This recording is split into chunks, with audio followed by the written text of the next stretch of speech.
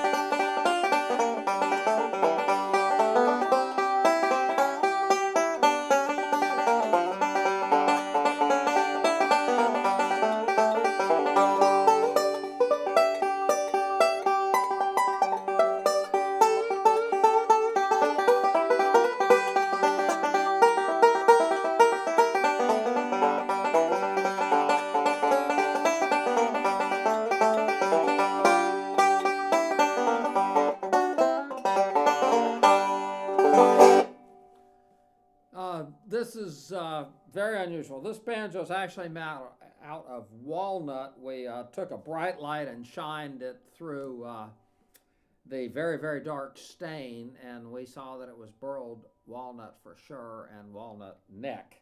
And we'll just take a few minutes to just look at this banjo, which happens to be one of the best sounding reissue banjos I've ever heard in my life. So you'll notice that this has what's called 6 inlay as far as the tension hoop and the tone ring. The tone ring is engraved, which we'll look at in just a second. But you can see there's a lot of engraving on this banjo. Okay, now here's where the 6 comes in. Okay, now as we're looking at this, you can look down at the side of the resonator and see that it has gold sparkle binding. You see that the resonator is actually carved. And we'll really go through this whole banjo because it's such a, and then we go, now we go to the flange. Now this is unusual. They even engraved the flange, okay? And this banjo has never been played. I've probably played this banjo as much as anybody has in its history. And I say it was manufactured in 1999, and it's a Nick. 1993. I'm sorry, 1993 during the Great Rich Era. See, I was coughing, didn't notice it. And it is a Nick Kimmins special. And he has signed the label inside.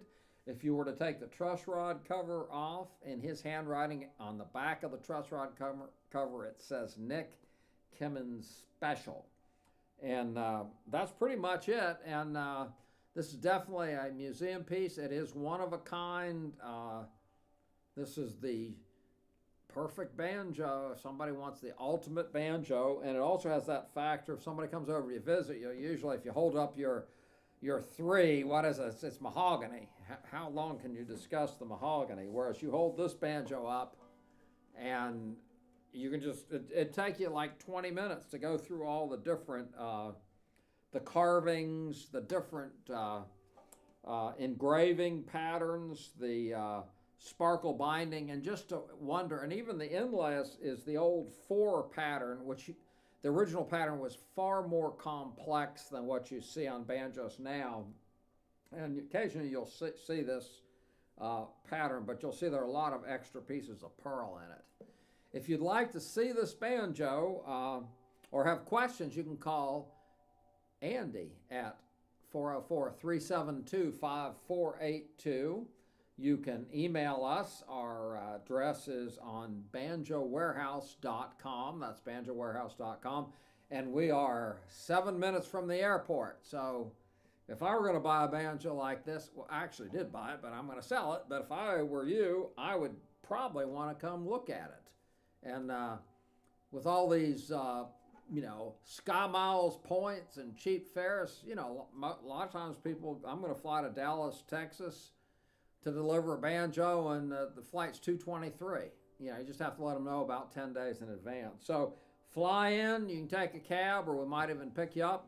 And make sure to let us know a day before you're coming, regardless if you're coming by plane, car, helicopter, boat, whatever it is. Just give us a day's notice and we'll definitely be here. And we can be here 7 days a week. So if you're only off on weekends, fly up here on a Saturday or a Sunday and plan on spending 4 to 6 hours, because it takes that long for the banjos to warm up and for you to hear them, because we've got about 70 banjos. So that's it, and you guys have a great day, and we'll talk to you later.